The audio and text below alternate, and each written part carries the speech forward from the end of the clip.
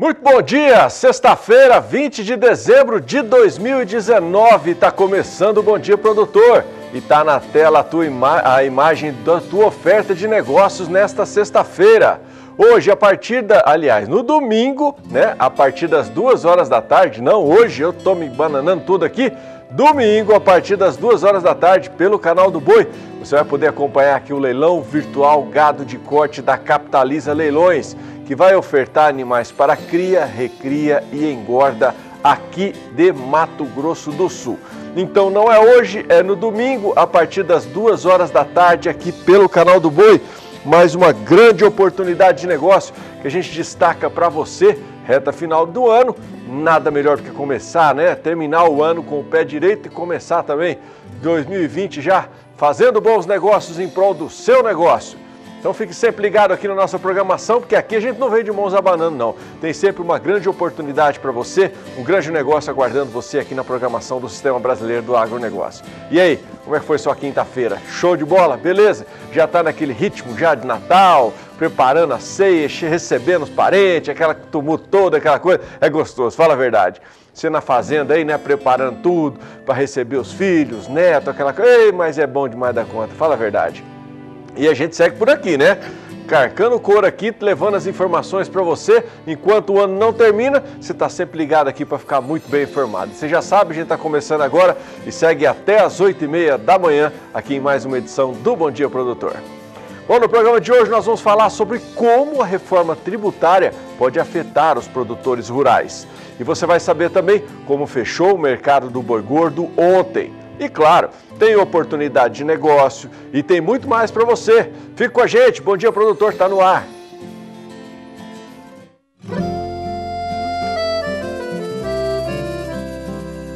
Acorda que o galo já cantou e o sol já vem fazer brotar mais um novo dia.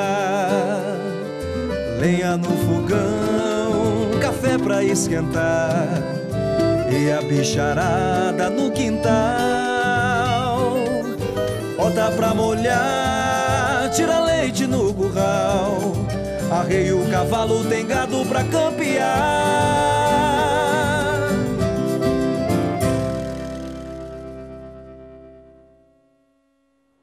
7h06 pelo horário de Brasília, começando efetivamente essa edição do Bom Dia Produtor. Eu destaco para você a decisão do novo governo da Argentina em sobretaxar o agronegócio, que pode atingir o Brasil. O problema é com o trigo que exportamos daquele país e que reflete diretamente na mesa do brasileiro. Entenda o porquê na reportagem do Saulo Lopes.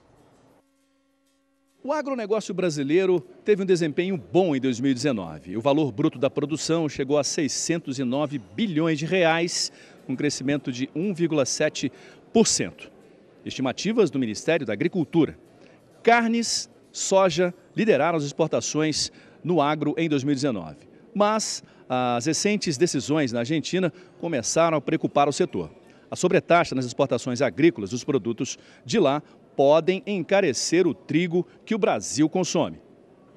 Esse é um assunto muito sensível, porque dos 11 milhões de toneladas de trigo consumidas no Brasil, 6 milhões vêm direto da Argentina para o Brasil. Principalmente a indústria de massas nacional deve sentir a sobretaxa de 12% aplicada ao trigo pelos argentinos. Com certeza é um problema para se tratar de consumo interno, que o Brasil tem, inclusive, tecnologia para produzir trigo, mas imediatamente nós sabemos que nós não temos estoques reguladores, então vai ser um problema para se enfrentar em relação ao aumento de preço. Mas para a próxima safra é possível produzir mais trigo. Evidentemente que a nossa qualidade do trigo, nosso custo de produção é diferente da Argentina, por questões de solo e também de clima, que o nosso é bem diferente. Mas o Ministério da Agricultura vai ter que enfrentar, mas quem vai pagar a conta, na verdade, hoje vai ser o consumidor.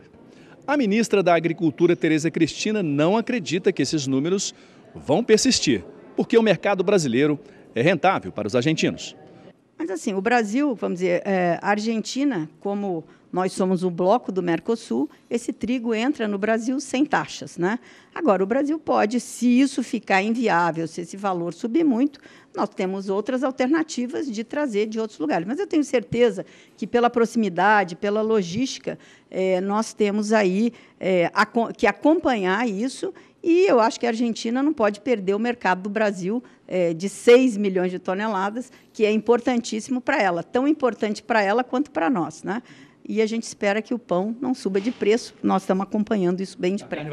O primeiro teste desta sobretaxa argentina aplicada ao trigo nacional, nós devemos sentir entre janeiro e fevereiro, quando começam novamente as importações maciças do produto para o Brasil. De Brasília, Saulo Lopes. Bom, do trigo para o boi gordo, vamos acompanhar agora a análise da Scott Consultoria para o mercado do boi gordo. Hoje quem nos traz as informações é o Felipe Reis.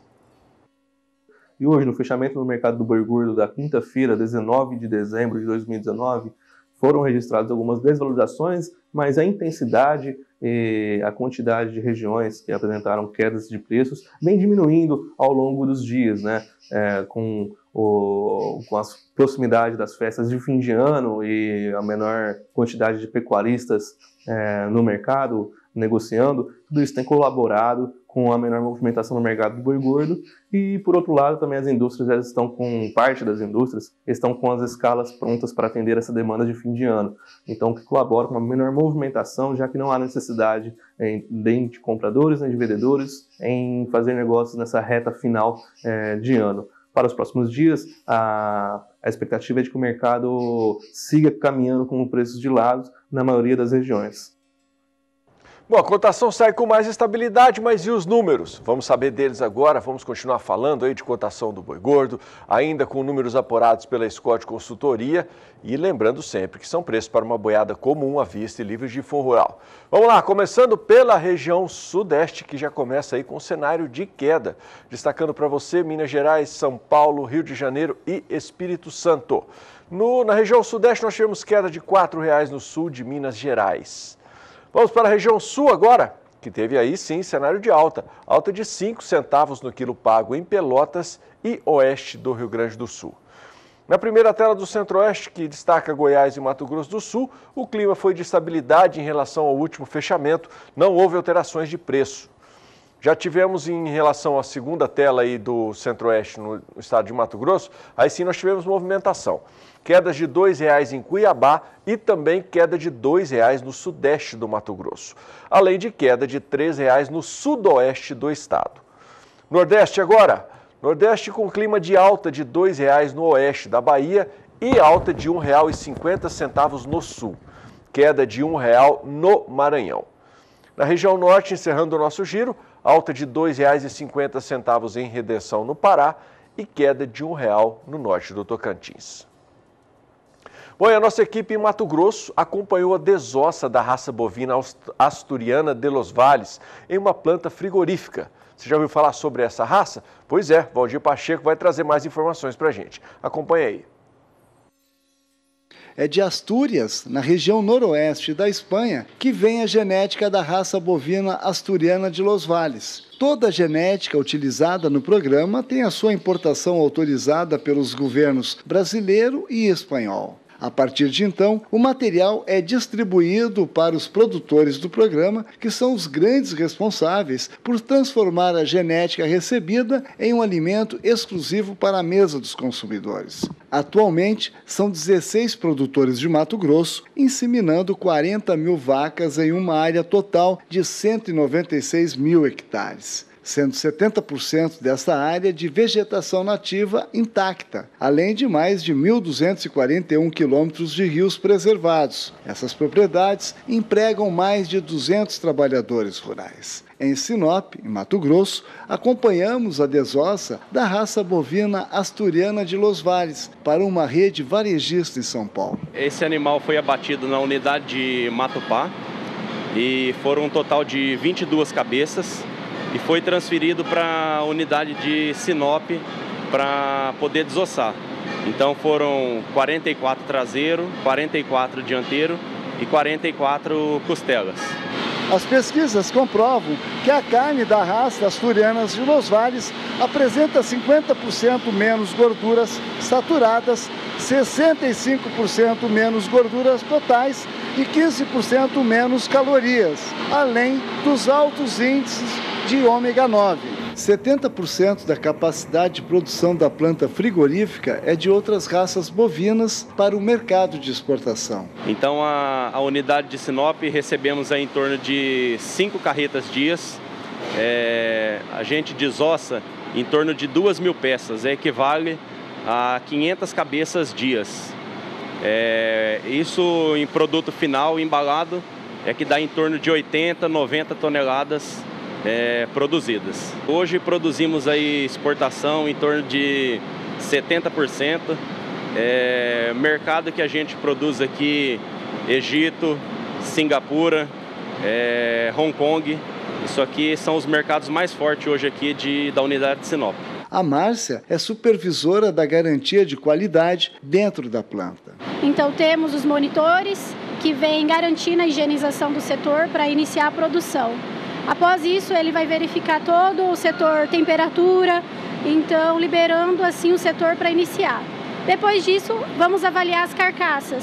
Então os quartos chegam, os quartos traseiro, dianteiro, ponta de agulha, verifica a temperatura e libera para iniciar a produção.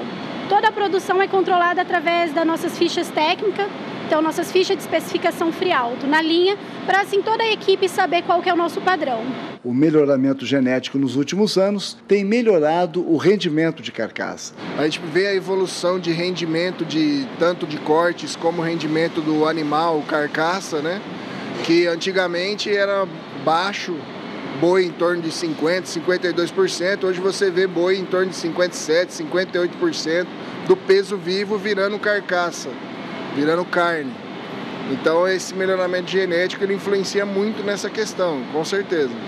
De Sinop, Mato Grosso, Valdir Pacheco. Nada melhor do que aproveitar esse bom momento vivido pela pecuária e fechar a sua sexta-feira fazendo um bom negócio. E para você que quer aproveitar esse bom momento, está na hora de conhecer uma grande oportunidade para você adquirir uma propriedade rural em uma das regiões mais produtivas do país. É o leilão judicial da Fazenda Três Meninos, que coloca à sua disposição terras prontas para a pecuária no estado de Goiás. Mais informações você acompanha na reportagem do José Cunha. O dito popular não deixa dúvida. Quem compra terra não erra. E para quem quer acertar ainda mais na decisão de investir em uma propriedade rural, nada melhor do que fazê-lo em uma região de terras produtivas, com aptidão para a pecuária, como é o estado de Goiás. Aqui surge uma grande oportunidade para você fazer o seu investimento. É o leilão judicial da propriedade rural denominada Fazenda Três Meninos. A propriedade possui uma área de 315 hectares e está situada na rodovia Jataí-Serranópolis, quilômetro 24, no município de Serranópolis, em Goiás. É banhada por uma represa e um córrego, com pastagens prontas para a pecuária, casa para sede, galpão com despensa, 2 currais, energia elétrica e área de reserva legal. A segunda praça será no dia 23 de dezembro de 2019, com 50% de deságio sobre o valor da primeira praça. Lembre-se, num leilão judicial você terá todas as garantias jurídicas. Para mais informações, é só entrar em contato pelo telefone 0 operadora 11 3047 9800 ou pelo endereço eletrônico lute.com.br/Serranópolis. Bom, vamos para o intervalo comercial. Lembrando a você que a partir de agora também está liberada aí a sua participação pelo 99863-1001. E eu lembro a você também, já que nós estamos falando em bons negócios, oportunidades, no domingo a partir das 2 horas da tarde aqui pelo Canal do Boi, você vai conferir o leilão virtual Gado de Corte da Capitaliza Leilões, que oferece animais para cria, recria e engorda aqui em Mato Grosso do Sul. São 7 horas e 18 minutos, a parada é rapidinho, não sai daí não, eu volto já.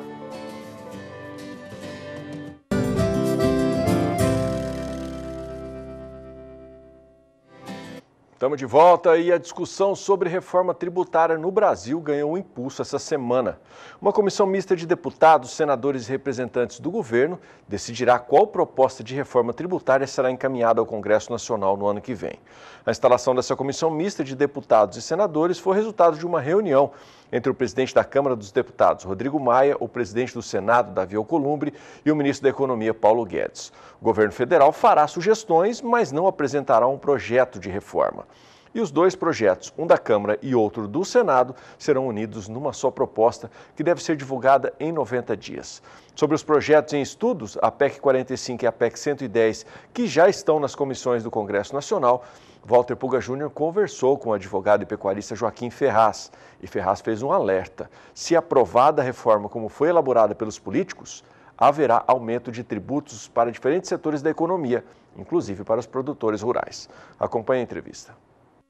Entre os empresários brasileiros, notadamente empresários do setor rural, agronegócio, e em especial o produtor, veem com bons olhos a reforma tributária que o governo pretende fazer. E há pelo menos duas propostas que avançam no Congresso Nacional, uma PEC 45 e outra PEC 110, que mudaria impostos, cobrança de impostos, ou seja, mudaria o recolhimento de tributos no país.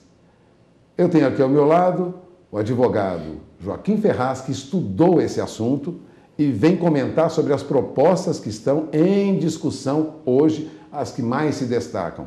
Doutor Joaquim, obrigado por ter vindo. O senhor olhou as propostas com cuidado, fez uma análise. Como produtor rural, o que o senhor me diz dessas propostas? Puga, é sempre um prazer vir ao seu programa e falar aos seus espectadores. Nós temos hoje duas propostas tramitando no Congresso Nacional, uma de iniciativa da Câmara de Deputados e outra de iniciativa do Senado Federal.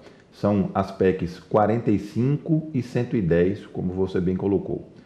São propostas que visam reformular a tributação de um segmento chamado de tributação sobre bens e serviços.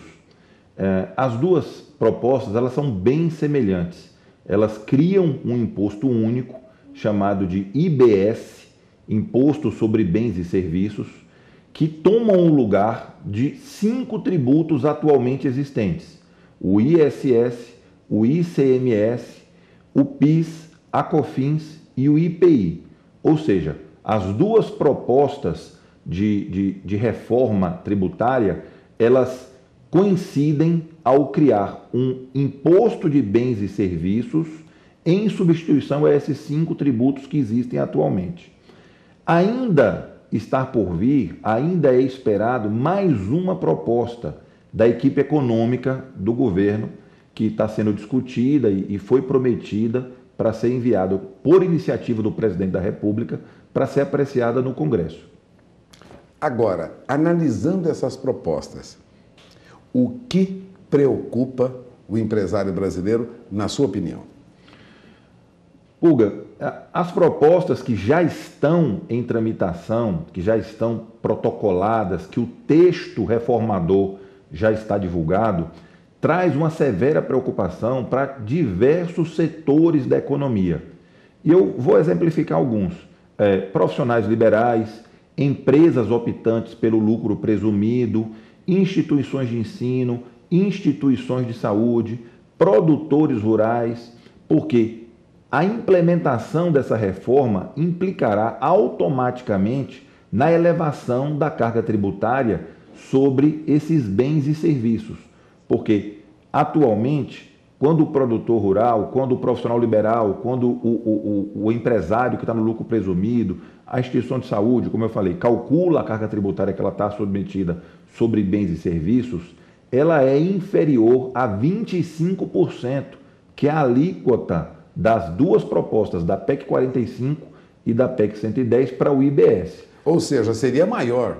O imposto sobe ao invés de recuar. Ou seja, para essas categorias empresariais, haverá um aumento da carga tributária. Por outro lado, alguns poucos e seletivos setores, como instituições financeiras, bancos, operadoras de cartão de crédito, indústrias de transformação de base, que estão submetidas a uma carga elevada de IPI, elas, com a reforma, terão uma redução da carga tributária. Ou seja, alguns setores pagarão mais e outros pagarão menos. No caso do produtor rural, o senhor é pecuarista, vive o dia a dia. Para o pecuarista, para o produtor rural, a carga aumenta com essas propostas? Matematicamente, sim. Haverá uma elevação da carga tributária, até porque, só para deixar bastante claro para o seu espectador, Nós estamos falando da tributação sobre bens e serviços, ICMS, ISS, PIS, COFINS e IPI. O produtor rural, se não industrializar o objeto da sua atividade, ele não vai estar sujeito a esse tributo. Então, basicamente é ICMS, PIS e COFINS. Se ele somar essas alíquotas hoje da atividade dele, independente do regime que ele está de tributação, ele verificará numa conta de padaria que a somatória desses encargos é menor do que os 25% que estão propostos nessas duas propostas de emenda à Constituição. É bom que o produtor acompanhe essas discussões, porque a decisão pela reforma e o estabelecimento de alíquotas de imposto, ou seja, de quanto você vai pagar de imposto, será decidido agora. Se o senhor tivesse que dar um conselho para um cliente seu, ou para um colega seu, para um empresário como o senhor, que é pecuarista, o que o senhor diria que ele deveria ficar atento e como ele deveria fazer para evitar esse aumento de imposto? O governo ele está fazendo e está propondo uma série de reformas, né? Está aí concluída a reforma da Previdência, que foi amplamente discutida, né, pelos meios de comunicação, pelas entidades de classe, até mesmo nos almoços de família de final de semana. Isso não está acontecendo com a reforma tributária. Então, a orientação que dou é que se informem, consultem suas assessorias jurídicas, consultem as suas entidades de classe. O que acontece? Como vai ficar a minha tributação, né, na pessoa física, na pessoa jurídica, no lucro presumido, no lucro real, independentemente do regime jurídico de tributação que ele está submetido? Como vai ficar a minha situação com a aprovação desse imposto único? Tá? Não muda nada sobre os impostos que incidem sobre renda, ou seja, imposto de renda e o adicional de imposto de renda e a CSLL não são objetos dessa reforma que está em tramitação agora no Congresso Nacional. Mas ela atinge diretamente o produtor. Atinge porque o produtor, além de tributo sobre a renda, também paga sobre bens e serviços, que são esses que eu citei aqui.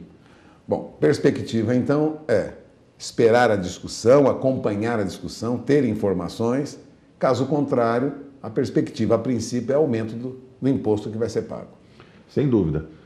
Fazendo também uma analogia sobre a alteração do critério de tributação, o governo e os defensores das duas propostas, da 45 e da 110, eles têm defendido que haverá uma simplificação da tributação, de maneira que incide um único tributo, uma única vez, numa única alíquota, e citam até exemplos de outros países, na Europa, nos Estados Unidos, como casos de sucesso.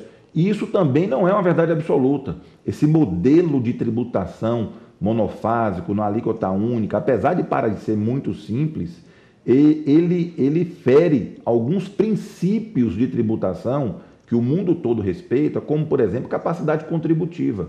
Ou seja, todo mundo vai pagar a mesma alíquota. Essa alíquota devia ser progressiva. O menor, o empresário de pequeno porte, ele deveria pagar uma alíquota menor. O de maior porte, aquele que está na cabeça da cadeia produtiva, ele deveria estar submetido a uma alíquota talvez de 20%, 25%, alguma alíquota que fosse possível pagar dentro do segmento que ele atua. Ou seja, recado do advogado e pecuarista Joaquim Ferraz. Atenção, porque a princípio todos querem essa reforma tributária, mas ela não será tão favorável assim como a princípio se imaginava. É bom ficar alerta e defender aí, através das suas entidades, das suas associações, das suas cooperativas, o ponto de vista, lógico, defendendo os interesses do setor. Acho que é esse o recado, não, doutor? Sem dúvida. Bom, eu agradeço mais uma vez a presença do doutor Joaquim Ferraz aqui conosco. Voltamos à programação em Campo Grande. Bom, em Dracena, no estado de São Paulo, a Coima, empresa parceira do Canal do Boi, promoveu um evento para apresentar os seus propósitos para o ano de 2020. A noite foi marcada pelo compromisso de contribuir para o desenvolvimento da pecuária brasileira. O repórter Vinícius Souza acompanhou esse evento e nos traz detalhes. É nítido a mudança no perfil do produtor rural. As fazendas que se tornaram empresas do campo crescem cada vez mais e mostram todo o seu potencial produtivo. Somente a pecuária é responsável por movimentar 5% do PIB brasileiro. 2020 como se apresenta? 2020 é um ano que se mantém comprador. Mercado interno se mantém comprador. Mercado externo se mantém comprador. Durante quanto tempo? Ora, a economia brasileira, como há muito tempo não se via, mostra todos os seus índices de crescimento e expansão com tendências bastante consistentes em alta. As relações comerciais com outros países também demonstram a força do agro, mas para manter o crescimento e continuar sendo apontado como referência no setor, as tecnologias que facilitam o dia a dia no campo são indispensáveis. E foi pensando nisso que a Coima Troncos e Balanças apresentou ao mercado o seu novo propósito. É uma empresa que, durante o transcorrer de décadas, tentou entender qual a dor do pecuarista e, através de alguns produtos e alguns serviços, entregar soluções que resolvessem um problema no manejo e no sistema de gestão, através de ferramentas de mensuração como o sistema de pesagem. Então, basicamente, hoje, a Coima é uma empresa que tem mais de 600 representantes no Brasil, exporta para mais de 14 países, temos quase 70 anos, temos uma vasta portfólio de soluções para pesagem e para contenção. O Grupo Pecuária Brasil, parceiro do Canal do Boi, que semanalmente participa da nossa programação, divulgando o balizador de preços do boi gordo e curiosidades, foi homenageado pela Coima como instituição que contribui para o desenvolvimento econômico nacional da pecuária. O sentimento nosso é de muito agradecimento por saber que a gente está podendo fazer alguma coisa para a pecuária. A gente pode estar entregando alguma coisa para o pecuarista, está levando o conhecimento do pecuarista. Para a gente é muito gratificante saber que a gente está no caminho certo. E é isso que a gente quer. Além do GPB, a Embrapa Gado de Corte também foi homenageada pela sua contribuição ao setor. Para nós, esse prêmio significa o resultado, de um trabalho feito com muita dedicação ao longo dos 10 últimos anos.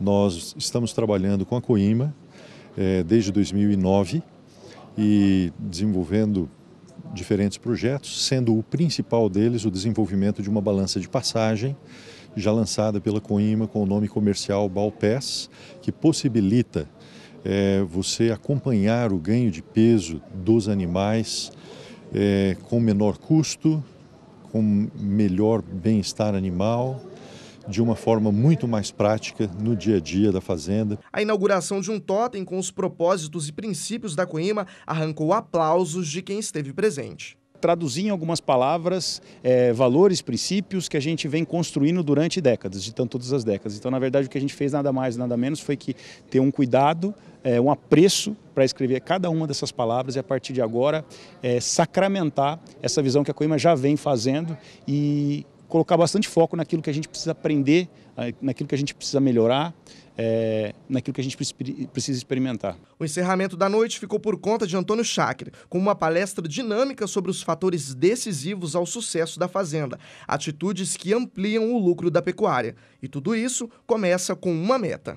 A meta é ganhar 20% do que vale um boi, ou no caso das fazendas de ciclo completo, ganhar 30% de tudo que se fatura, e no caso de uma requeringorda, seguir aproximadamente esse mesmo 30%. Então a gente tem aí a meta da margem, e essa meta de margem constrói todo um projeto para a obtenção desse resultado.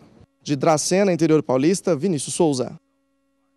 Hora de mais uma paradinha por aqui. Mas você fique por aí, não sai daí não, porque no próximo bloco nós vamos falar sobre os resultados da economia gaúcha em 2019. O crescimento de quase 3% foi empurrado pelo agronegócio. Daqui a pouco eu te dou todos os detalhes, eu volto já.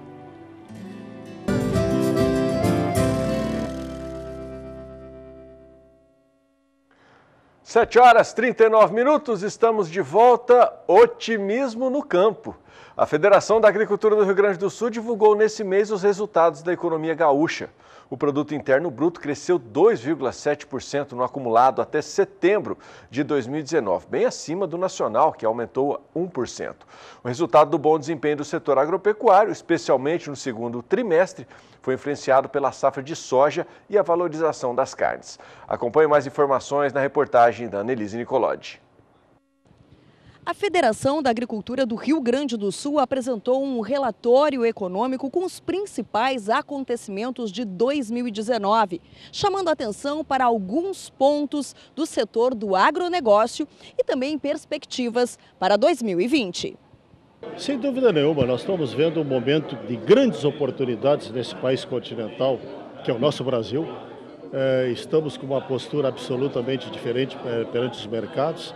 Um país que está sendo conduzido a um nível de seriedade mais relevante e, portanto, o agronegócio e os dados que já estão sendo colocados é de crescimento econômico em todos os níveis, tanto comércio, quanto indústria, quanto agronegócio. O agronegócio já vem tradicionalmente crescendo e até o presente momento é quem levou a nação brasileira durante todo esse período, porque o agronegócio brasileiro cresceu tanto que hoje nós produzimos, apesar de termos 200 milhões de pessoas, nós produzimos comida para 1 bilhão e 600 milhões de pessoas ao redor do mundo. Portanto, nós sempre tivemos, nesses últimos anos, um papel de destaque na condução dos negócios do Brasil. Presidente, eu gostaria que o senhor repetisse a sua fala sobre o momento que a pecuária de corte vive. Eu estive no Uruguai na semana passada justamente mostrando que eles já têm bons preços há mais tempo que nós, né? Cerca de 10 meses. E eles dizem que tudo isso é pela credibilidade, né? Eles têm um processo de rastreabilidade muito grande. O Brasil pode chegar lá e de que forma que a gente está se preparando para isso? Eu gostaria de contestar essa credibilidade. O que acontece no Uruguai, o preço foi mais elevado, porque no Uruguai foram habilitadas 17 indústrias para esse mercado da China. Diferentemente do Brasil, que foram habilitadas em torno de 19 indústrias em todo esse país continental. Um país que tem aqui do lado 10, 12 milhões de cabeças, contra um país que tem 200 milhões de cabeças com toda a sua indústria habilitada, isso fez com que se estabelecesse uma concorrência extraordinária e fosse o seu produto direto, 70% do produto uruguaio está sendo levado para o mercado chinês e os uruguaios, para o seu abastecimento interno, começaram a importar do Rio Grande do Sul por uma questão de mercado. Então não foi por uma questão de credibilidade, foi uma questão de posicionamento de indústrias habilitadas e nada mais que isso. Presidente, a curto prazo, como é que a gente pode tentar equalizar essa conta de garantir uma reposição para o pecuarista, mas também trazerem um certo alívio para o consumidor que está na ponta da cadeia, que é o consumidor direto da carne bovina? Tem como? Sem dúvida nenhuma. O que acontece agora é que realmente o pico foi muito rápido. Porque se nós tivéssemos uma situação lenta ao longo do tempo, porque os preços... segundo os dados do nosso economista Antônio da Luz, nós estamos praticando preços no consumidor que seriam preços equivalentes a 3 ou 4 anos atrás. Essa é a realidade. Claro que tem um processo inflacionário, né, nesse período que, por baixa que seja a inflação, existe. Acontece que o pico de preços foi muito rápido e não ao longo do tempo, até porque ao longo do tempo caiu muito menos para o consumidor do que caiu para o produtor. Esta foi uma realidade que nós vivenciamos nesse período. Agora, com a recomposição dos preços, é evidente que judia do bolso do consumidor, que também não é a nossa intenção. A nossa intenção é obedecermos o mercado, oferta e procura. Sabemos que foi para um patamar superior, sim, não retornará mais ao patamar anterior, isto é uma realidade, mas no momento em que voltar a safra no Brasil Central, que o Rio Grande do Sul não está em entre safra, ele sempre tem uma bela produção para essa época do ano, embora pelo desestímulo também o aumento da lavoura de soja um pouco em cima do desestímulo que houve em cima da pecuária de corte. Então, possivelmente possa diminuir, embora que os números estão mostrando que o abate continua similar, é porque tem aumentado a tecnologia. Nós achamos até que o rebanho gaúcho hoje possa ser um pouco menor do que era algum tempo atrás, é um levantamento que deveremos fazer com a Secretaria da Agricultura já no próximo ano, mas de qualquer maneira, no momento que voltar a safra no Brasil Central, que deverá ser lá para fins de fevereiro, março, abril, os preços recuarão um pouco de patamar. Mas também é verdade que a China continuará demandando. Talvez não nessa magnitude, porque o Ano Novo Chinês é agora entre esse festejo a partir do dia 15 de janeiro, e eles se preveniram em grandes estoques para não ter a falta que faltou em cima da carne suína chinesa, em função da peste suína africana que houve na China. Mas, de qualquer maneira, nós achamos que os preços deverão retroceder um pouco, mas jamais aos patamares anteriores. Isso aí reflete nas demais proteínas, por exemplo? Sem dúvida nenhuma, porque o grande reflexo é na carne bovina, na carne suína e menos na carne de frango, porque o chinês é a terceira carne de preferência dele, está sendo hoje a carne de frangos, mas também teve uma reação importante de preços e a China está estimulando a partir do ano que vem, aliás já está, o desenvolvimento forte deles da piscicultura e da avicultura na tentativa de importar um pouco menos de carne. Mas isso aí favorece também as exportações de soja. Então o Brasil estaria bem, sob o ponto de vista do contexto nacional, o agronegócio brasileiro estaria bem, tanto pela soja como pelas carnes. Presidente, saindo um pouco do mercado da carne, falando um pouco dos grãos aqui no Rio Grande do Sul, a gente tem boas perspectivas para a safra que vem. Os arrozeiros não estão tão bem, né, já há alguns anos. Gostaria que o senhor comentasse, então, as perspectivas para esse setor do arroz e a expansão da soja no Rio Grande do Sul, principalmente na zona sul do estado. A expansão da soja é uma realidade. Até pelo certo desestímulo que houve no preço do boi nesses últimos 3 anos, a área de soja aumentou muito na metade sul. O que nós não temos acertado ainda é com a tecnologia, porque nós temos um tipo de solo e de clima diferente da metade norte. E ainda a metade sul não conseguiu fazer safras nos mesmos níveis das safras da metade norte. Enquanto a metade norte já se fala em médias ao redor de 70 sacos por hectare, a metade sul fala em menos até menos de 40 sacos por hectare. É uma questão de tecnologia, de aprendermos como lidar com o nosso solo, com o nosso clima, para explodir a produção efetivamente em níveis de produtividade igual ao resto do país. Quanto ao processo arroz, que nós viemos com grandes dificuldades sim, lidando com o endividamento do setor, o setor semeou uma área já um pouco menor, o ano passado foi menor, hoje praticamente nós não temos estoques e também tem uma nova, vamos dizer, variável que se introduz neste cenário. Qual seria a variável?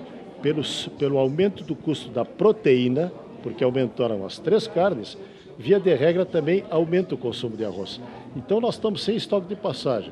Uruguai e Argentina produzindo bem menos arroz. O Paraguai parece que esse ano produz uma safra equilibrada. E também estamos aumentando as exportações, porque esse ano exportamos já em torno de 1.300.000 toneladas de arroz para uma importação de 970.000 toneladas de arroz. Portanto, nos parece que também teremos um cenário favorável já a partir, eu não diria exatamente da safra, mas para o segundo semestre que vem, preços bastante interessantes no arroz.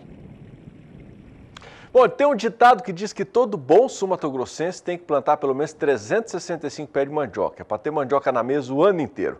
Pois a Embrapa tem recebido nos últimos meses demanda por informações a respeito do cozimento da mandioca de mesa, também conhecida como mandioca amarela. Muitas pessoas têm entrado em contato com a empresa, com a Embrapa, para saber o motivo do alimento não estar cozinhando. A repórter Kylie Rodrigues foi atrás de respostas sobre este assunto e conversou com um especialista, um pesquisador da unidade, e traz as informações no quadro Tecnologia e Produção.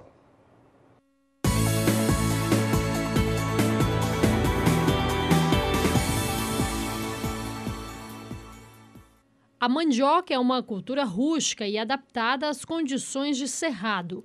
Cerca de 85% da produção de raízes vem de pequenas áreas de plantio.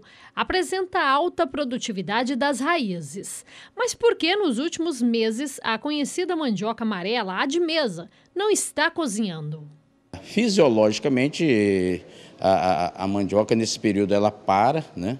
Inicia a chuva, a incorporação de folhagem, ela realmente, ela para de cozinhar. Mas a gente encontra ainda a mandioca cozinhando, né? Então esses fatores que são importantes. Então a questão da escolha da variedade, de uma boa variedade, né? E hoje no mercado há, e inclusive de várias instituições, e em particular da própria Embrapa, nós temos materiais aí de boa qualidade. Os estados de Mato Grosso do Sul e Paraná preferem a mandioca amarela. Já a região Nordeste, o gosto é pela branca. São vários os fatores que influenciam numa boa produção da mandioca. Porém, o pilar principal ainda é o planejamento. De tudo isso, a grande importância que a gente observa é que o produtor de mandioca de mesa, ele começa a planejar o seu cultivo, ou seja, começa a pensar na incorporação de tecnologia. Então, aquela parte o tradicionalismo do cultivo da mandioca, que era daquela bem arcaica, ela começa a se modificar. A absorção de tecnologia para a mandioca de mesa, ela realmente é uma realidade. De Campo Grande, Kylie Rodrigues.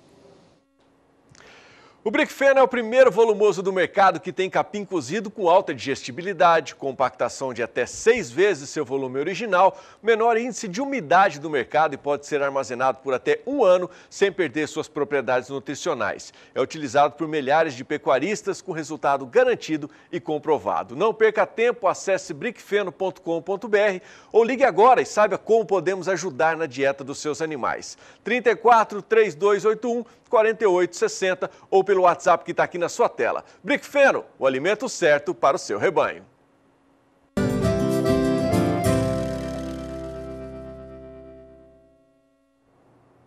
A irrigação é uma técnica que tem como objetivo suprir as necessidades hídricas de uma área plantada em decorrência à baixa disponibilidade de água ou má distribuição das chuvas.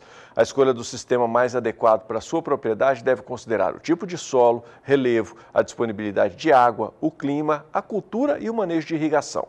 Portanto, se você pretende trabalhar com irrigação, fique atento a estas dicas importantes que fomos buscar na Universidade Federal de Minas Gerais. Se você pretende montar um projeto de irrigação na sua propriedade, é fundamental ficar atento a algumas questões que vão garantir a boa produtividade da sua lavoura e o uso racional da água. Para isso, nós viemos até o campus da Universidade Federal de São João del Rei, em Sete Lagoas. Os coordenadores da Emater MG vão dar as dicas sobre o que o produtor não pode esquecer na hora de elaborar o projeto. Todo projeto de irrigação ele precisa de informações básicas para que tenha viabilidade técnica e econômica. E nesse projeto você vai saber como é que é o terreno, quais são quais as culturas que devem ser irrigadas, qual a quantidade de água necessária e quando irrigar. É interessante medir a área para você definir o que é o tamanho da área que você quer molhar, né? Que você quer irrigar, né? E com isso, você definindo, já sabendo onde está a sua água, onde está a sua área, você vai começar o processo de medição. Você pode usar um nível topográfico, que você vai, além de medir, você vai calcular a altura de onde está a água até a bomba e depois a altura da bomba até o ponto mais alto, onde você quer o final da área onde você vai irrigar. Você pode usar uma trena, né? Uma trena que a Emater, todos os escritórios da Emater têm, e também um GPS. Né? Através do GPS você pode coletar os dados no campo e levar para o escritório e nos programas, no TrakeMaker, no Google, você determina a área, né? Faz até o cálculo da declividade com o uso do GPS. Ele deve saber onde é a fonte de água que ele vai utilizar para fazer irrigação. Tanto a quantidade que está disponível, quanto a qualidade dessa água. Porque existe a necessidade dele fazer uma irrigação dentro da exigência da cultura e também da qualidade sanitária dessa água. É essencial a outorga. A outorga é uma autorização para que o produtor possa utilizar a água. E os órgãos ambientais autorizam uma determinada quantidade de água que ele pode retirar para irrigação. A bomba deve ficar próximo do ponto da fonte de água, né? No máximo aí uns 6 metros. Da bomba até a captação da água. Porque aí você vai determinar uma altura que chama altura de sucção.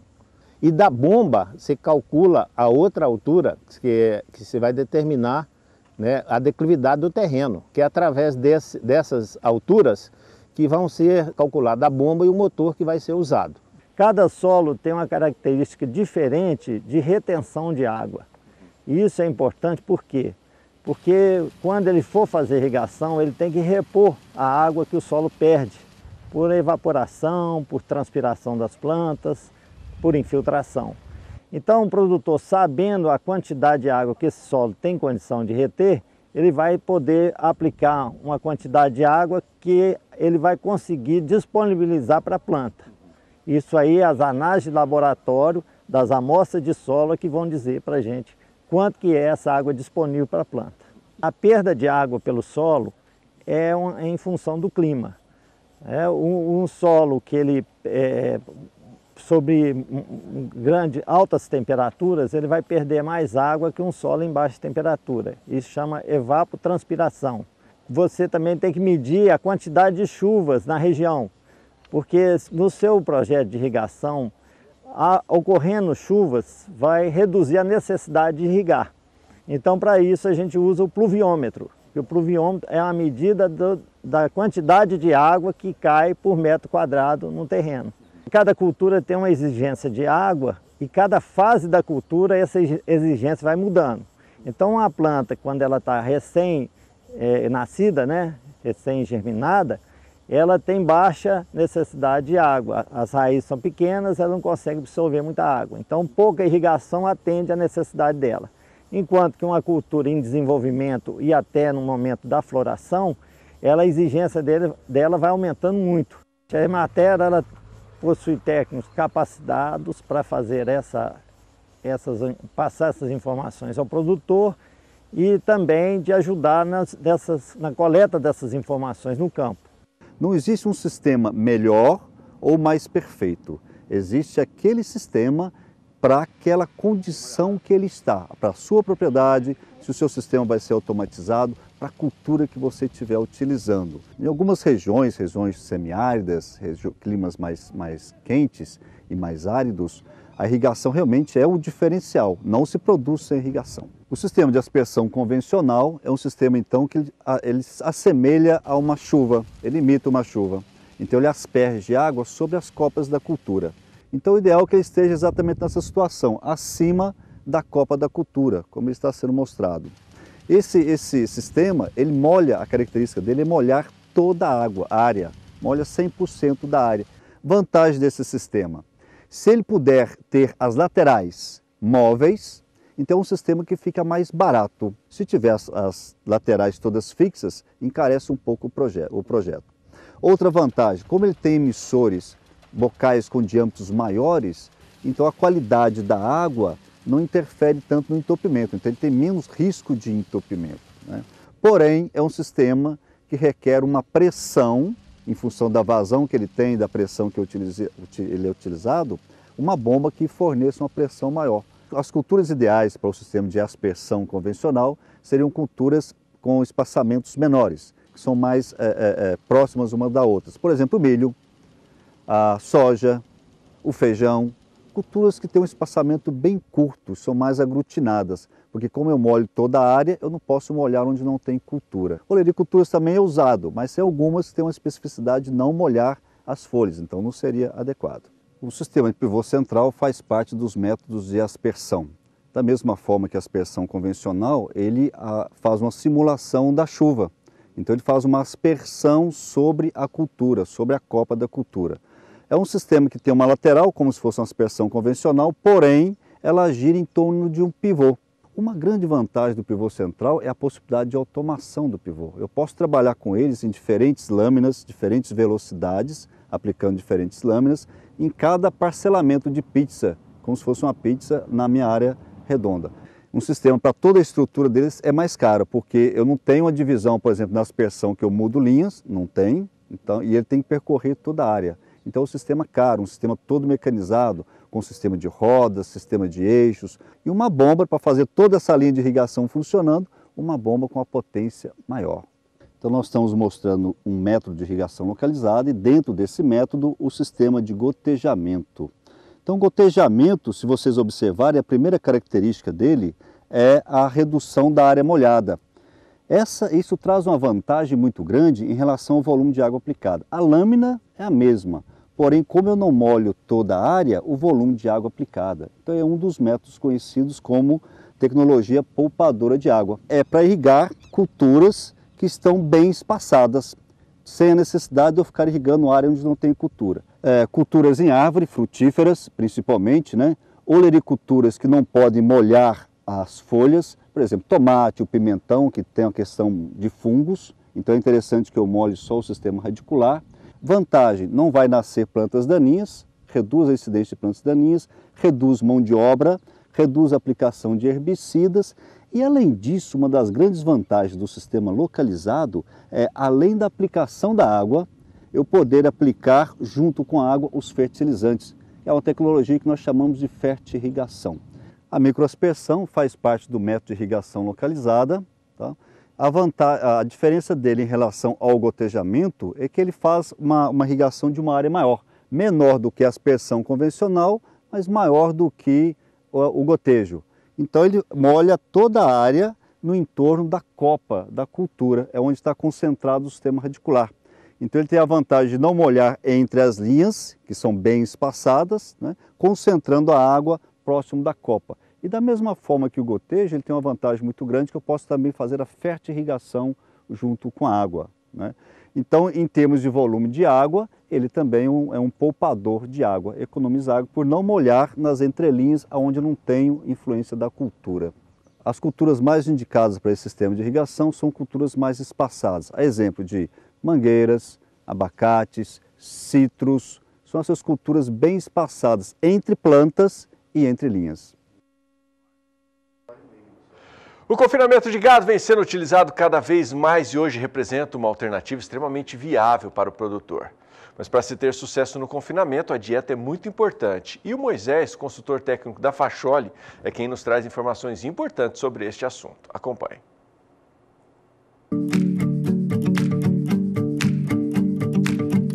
Meu nome é Moisés Calisto Júnior, sou gerente técnico da Potencial Nutrição e Saúde Animal e consultor técnico do confinamento Grupo Facholi. Então nós estamos aqui para transcorrer alguns pontos importantes na questão da dieta dos animais no confinamento. Os animais, quando eles são recebidos no confinamento, normalmente os animais passaram um longo período da sua vida, do seu tempo, em sistema de pastejo, né? Que eles consumiam suplementos proteicos, suplementos energéticos, para posteriormente fazer a fase de terminação no confinamento. Quando os animais são apartados, distribuídos no confinamento, nós temos que pensar em algumas dietas no período dos 90 até 120 dias que eles vão estar alocados dentro do confinamento. Trabalhamos atualmente com 3 dietas. E por que dessas 3 dietas? Zootecnicamente, essas dietas são muito importantes para ter o máximo de desempenho desses animais dentro do confinamento. Dieta 1, adaptação. Dieta 2, crescimento. Dieta 3, terminação.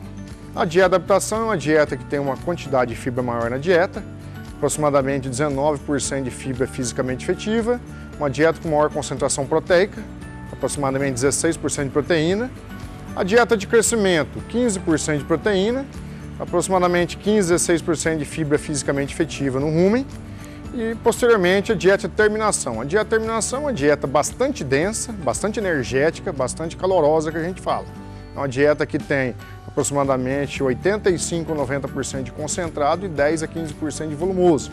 Uma dieta com 12% de fibra fisicamente efetiva e uma concentração proteica de 14%.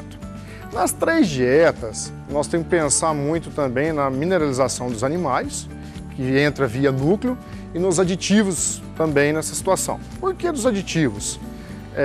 Fazemos aqui inúmeras pesquisas em relação a diferentes aditivos e a concentração dos aditivos nas dietas.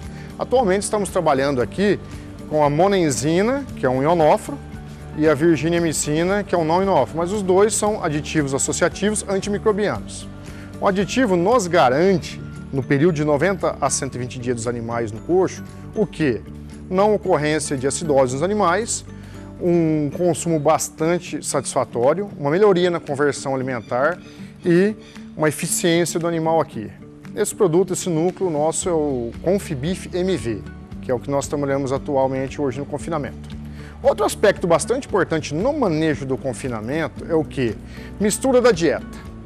Veja bem, você formula uma dieta, vai distribuir para os animais. É muito importante que a mistura seja perfeita. Que o animal vai consumir o que você realmente formulou, não pode ter grande variação ou mínima variação. Também, outro aspecto importante é a distribuição da dieta no coxo. Os animais têm que ter horário certo, a distribuição do vagão forrageiro, do vagão de distribuição, o horário correto e a quantidade correta. E, posteriormente, a leitura de coxo. Os aumentos de alimentação, a quantidade por animal vem de uma correta leitura de coxo, que é feita logo no período da manhã. Por que isso? Você não pode disponibilizar muita comida para o animal em determinados momentos, porque o animal pode entrar num quadro de consumo muito elevado e gerar um problema metabólico, ou você pode também estar fazendo o quê? Limpeza de coxo e jogando comida fora. Isso aí vai determinar o quê? O maior custo alimentício dos animais no confinamento. Então, finalizando, o confinamento é uma prática, uma atividade extremamente rentável, porém ela exige vários cuidados. Aqui nós falamos particularmente de alguns cuidados de dieta, tipo de aditivo e núcleo e a distribuição do alimento para os animais. E envolvendo aí alguns aspectos aí nos zootécnicos, melhorando, sempre buscando melhoria, ganho de peso, produção de carcaça, excelentes zootécnicos, eficiência alimentar do animal e a conversão alimentar. E finalizando aí, tendo rentabilidade para o pecuarista no sistema atividade de confinamento.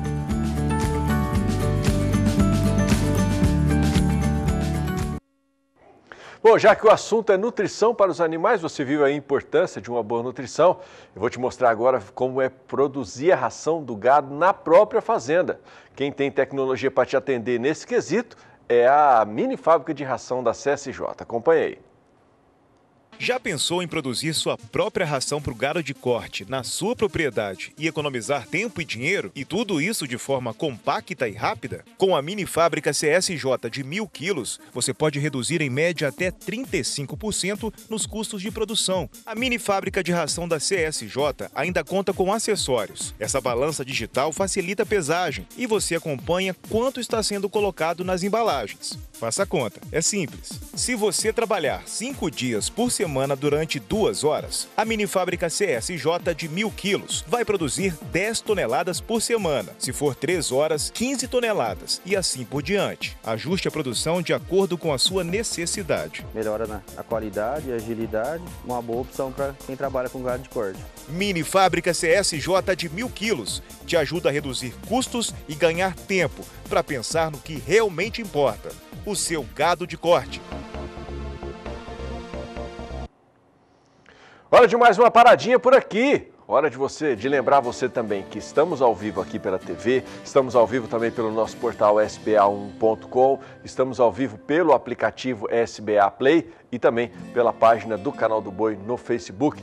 Um monte de opções aí para você ficar bem informado sobre as notícias do agronegócio, acompanhando a programação aqui do Canal do Boi. Vou para o intervalo, lembrando você que domingo, a partir das 2 horas da tarde, pelo Canal do Boi, tem mais oportunidade de negócio para você, hein? É o leilão virtual gado de corte da Capitaliza Leilões, ofertando animais para cria, recria e engorda aqui de Mato Grosso do Sul. Alguns dos lotes estão aí na sua tela. Saber mais informações? Entre no nosso portal sba1.com/agenda de leilões. 8 horas 9 minutos, volto já.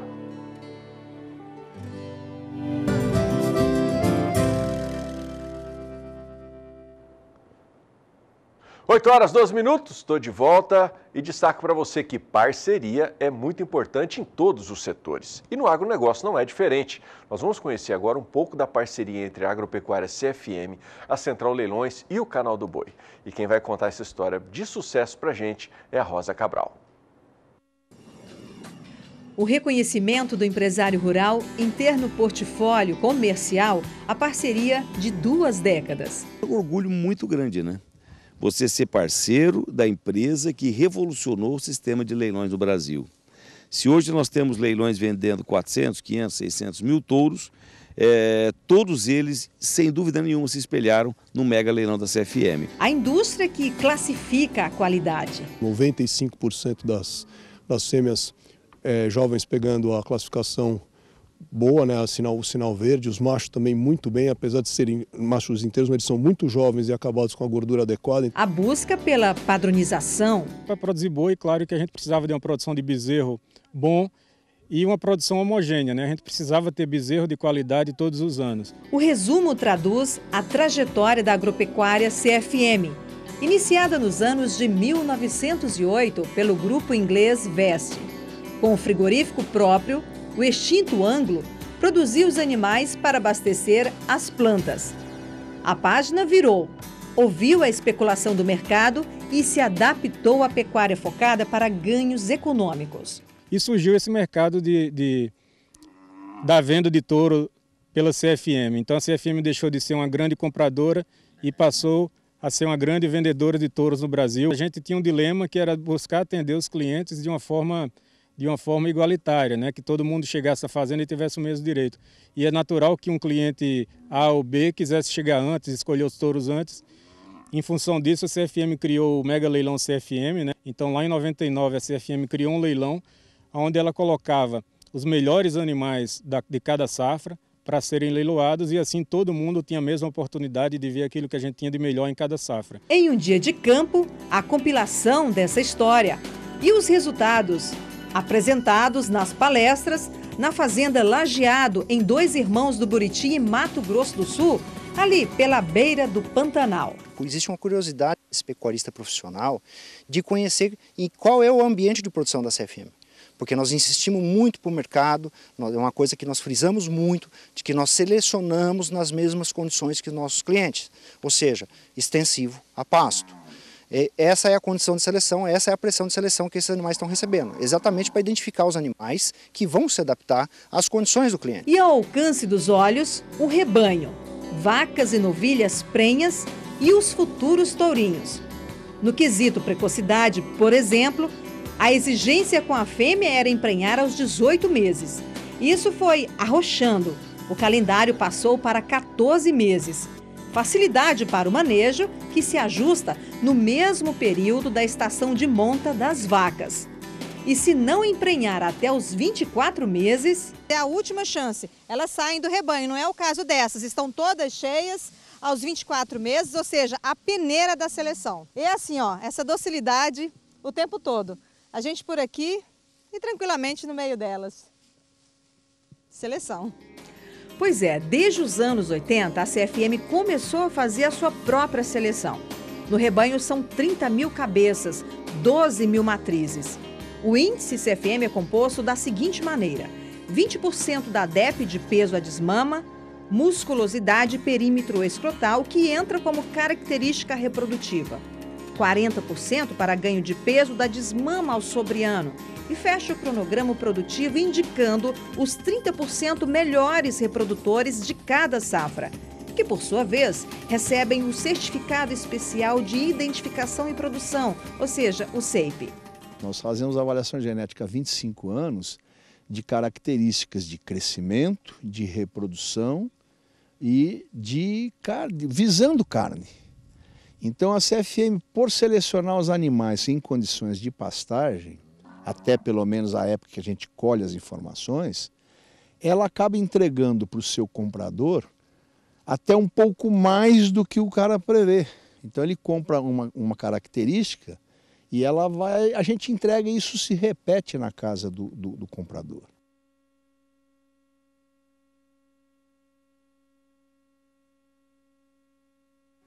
E para encerrar os grandes criatórios CFM, tá aí, os bastidores da lida de todos os dias. Vamos pegar carona com a turma aí.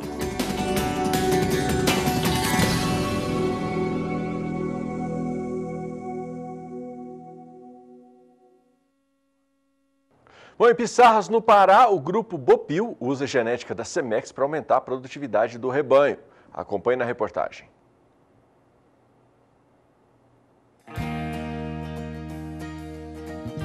$10.000 vacas, 3 fazendas, 15 mil inseminações artificiais por ano.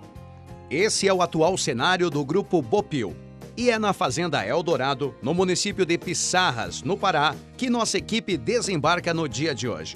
Há 9 anos, o grupo iniciou os trabalhos com o IATF, com foco nos sistemas de cria, recria e engorda.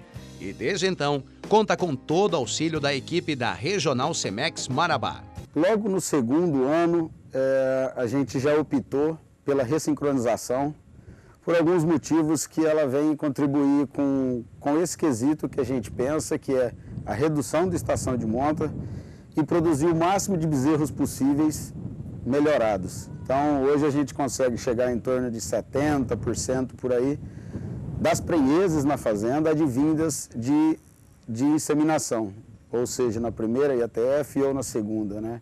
Então, o foco maior da utilização da Resync foi encurtar essa estação, não ficar dependendo de vaca manifestar cio por conta própria e também melhorar o máximo possível das próximas gerações. O ATF começa em dezembro, vai até maio, mas a intenção é de encurtar mais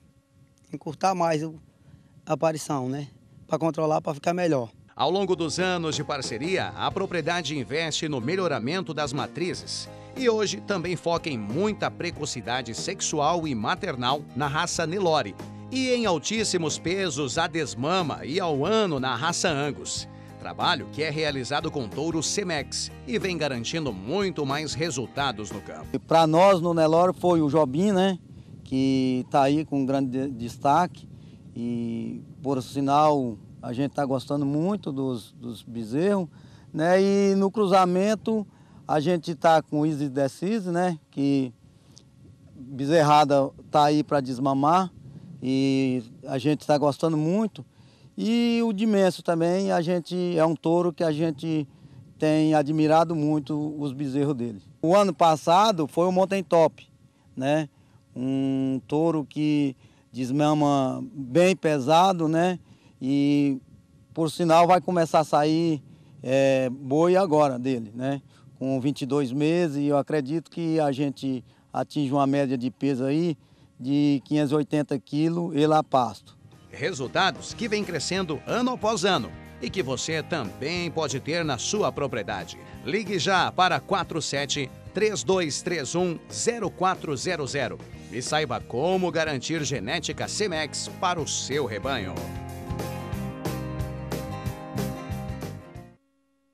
Bom, eu vou para o último intervalo desta edição do Bom Dia Produtor, mas logo depois, no próximo bloco, nós vamos até São Paulo. Vamos conversar com o Walter Puga Júnior na Bolsa Brasileira de Mercadorias, que ontem teve novo recorde na Bolsa, clima de estabilidade no dólar, e o Puga vai atualizar a gente sobre essas informações. Eu volto já.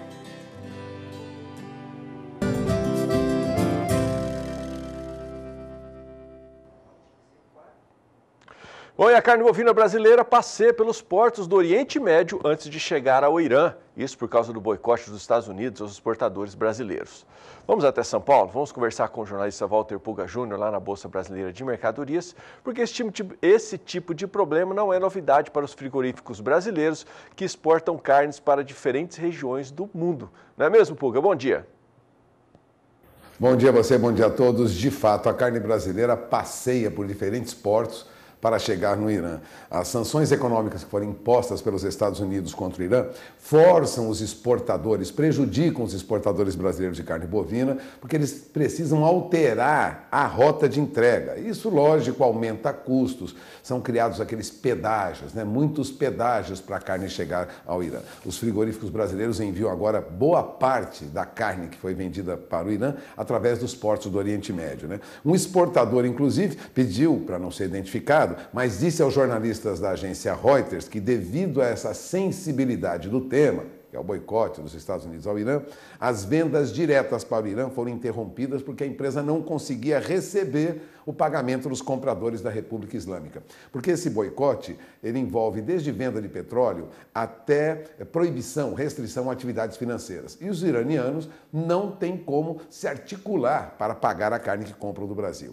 O Brasil, por conta disso, registrou uma queda de 31% nas receitas com vendas de carne bovina diretamente ao Irã, isso apenas nos primeiros 11 meses agora de 2019, né? Ou seja, a venda para o Irã caiu mais de 30%. Totalizaram aí 214 milhões de dólares, segundo dados do governo, compilados aí pela Abrafrigo, Associação Brasileira dos Frigoríficos. Os volumes também recuaram, viu? Recuaram 23%, caíram aí para pouco mais de 60 mil toneladas. Agora, a Turquia tem sido o destino da maior parte dessa carne vendida para o Irã, né? É o que informava a ABEC, a Associação Brasileira da Indústria Exportadora de Carne Bovina. Os volumes de exportação de carne bovina para a Turquia, no entanto, cresceram, lógico, né? Se o desvio é feito pela Turquia, subiram 376%.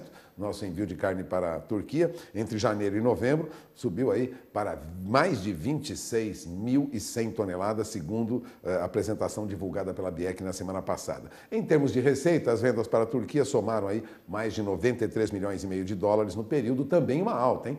As vendas para a Turquia subiram mais de 350%, lógico, em parte por conta desse desvio. Agora eu aproveito para lembrar que a pecuária brasileira está puxando o valor bruto da produção, viu, Adriano? Segundo o Ministério da Agricultura, o valor bruto de toda a produção agropecuária brasileira deverá crescer 3% agora em 2020. Vai ter um novo recorde aí de 635 bilhões de reais. É o que esperam os técnicos do Ministério da Agricultura, apurando aí as perspectivas, né, para os mercados de soja e carnes, que levam o Ministério da Agricultura a elevar de forma expressiva aí a sua estimativa para o chamado VPB, Valor Bruto de Produção. A agropecuária continua a crescer no Brasil terá um novo recorde em 2020. Agora, o aumento é puxado pela pecuária, e essa é a novidade. Para as 5 principais cadeias do segmento, a pasta, o Ministério da Agricultura, passou a projetar VPB conjunto de 228 bilhões e meio de reais, sendo 16 bilhões acima da estimativa inicial, ou seja, quase 7% maior do que 2019, né? Tendo em vista a demanda aquecida por carnes, que demanda do exterior, o saldo será determinado por recordes previstos para bovinos, exportação de bovinos, suínos e de frango. Para os bovinos, tome nota, o Ministério prevê um valor bruto de produção de 96 bilhões de reais, um incremento de mais de 12% em 2020 comparado com 2019. Vai crescer também para frango, vai crescer também para suíno, ou seja, as perspectivas são muito boas, viu, Adriano? Notadamente para quem trabalha com a bovinocultura. Mas todos os setores de carne devem crescer e crescer muito. Os dados já estão ficando evidentes, para os técnicos também do governo. É com você. Bom, Puga, a semana está chegando ao final, vamos falar de mercado, porque o dólar está perto aí da estabilidade, né? A cotação está de maneira estável, mas a Bolsa ontem atingiu um novo patamar recorde. Quais são as expectativas para esse último dia de semana? E já, se você puder, já fazer uma previsão também, já que a semana que vem já é meio quebrada aí em virtude do Natal, o que esperar do mercado? Olha, a perspectiva é que o dólar se mantenha com alguma oscilação agora no final do ano, mas nada que mude drasticamente, é o que se espera, os valores que nós temos tido. O dólar se mantém na faixa de R$ 4,06 e assim deve se manter pelos próximos dias. Não há perspectiva de uma grande alteração, salvo alguma notícia que venha do exterior que mude esse quadro. E a perspectiva é de valorização para o real. Em janeiro, fevereiro, a expectativa é de que o dólar se aproxime mais de R$ 4,00. A julgar pelos números da nossa economia, melhoria no nível de emprego, perspectivas melhores de exportação, recuperação da nossa economia lenta, mas uma recuperação, perspectiva é de que o dólar se mantenha desvalorizando frente ao real, ou seja, uma valorização do real. Nada acentuado, mas lentamente uma valorização. Agora, o que importa mesmo para o mercado financeiro tem sido a Bolsa, né? Porque acompanhando os níveis recordes de bolsas no exterior, a nossa Bolsa também disparou ontem. Nós subimos para, no fechamento, 115.131 pontos, um novo recorde nominal, lógico, um novo recorde de pontuação. Sempre lembrando que se dolarizarmos, como o dólar está muito alto frente ao real, ainda não teremos aí recordes. Mas, considerando os números em reais, alta ontem de 0,71% para a Bolsa, aos 115.131 pontos. Qual é a expectativa? A expectativa é de que no ano que vem nós tenhamos aí pontuação acima de 120. Há analistas prevendo 124 mil pontos. Por quê? Novas empresas entrando no mercado, IPOs, né, lançamento de ações, negociações em alta. O Brasil tem perspectivas positivas. Então, o que nós imaginamos, a princípio, com base nos dados dos analistas de mercado, é que nós teremos um ano muito melhor e a nossa Bolsa continue em alta. Não é uma alta rápida, mas é uma alta constante, é o que se espera. Podem ocorrer solavancos? Pode. O mercado financeiro é sempre abalado por notícias, por surpresas, mas a perspectiva é boa. Agora, o destaque ontem ficou para as ações do Marfrig. As ações do Marfrig recuaram ontem, né? Então, o crescimento do nosso PIB vai continuar, mas ações do Marfrig, as exportações continuam, mas ações do Marfrig cederam ontem. Para se ter uma ideia, a Marfrig fechou em baixa de 5,17% ontem, dando continuidade às perdas dos últimos pregões, né? Há uma retirada do BNDES da empresa e isso está pressionando também os papéis. BNDES deve sair da sua participação no Marfrig, venderá seus papéis e isso pode mudar um pouco a situação da empresa. Por isso, há, neste momento, uma acomodação no mercado em relação aos papéis do Marfrig, que é uma das maiores empresas exportadoras do Brasil. Eu encerro por aqui, lembrando que nós voltaremos durante a programação com mais informações para você que acompanha a programação do Canal do Boi. Mas esta semana foram semanas de boas notícias, não, Adriano? É com você. Sem dúvida nenhuma, Puga. Um ótimo dia para você, obrigado pela sua participação, a gente se vê no Agricultura BR. Bom, com essa participação do Puga, a gente chega ao final desta edição do Bom Dia Produtor. Mais uma vez, agradecendo, deixando um abraço apertado para você. Obrigado por ter ficado comigo aí durante toda essa semana. Desejo a você um abençoadíssimo final de semana. Você sabe, né? Amanhã é dia de dormir até acordar e a gente volta a se encontrar na segunda-feira a partir das 7 horas da manhã. Tchau, tchau.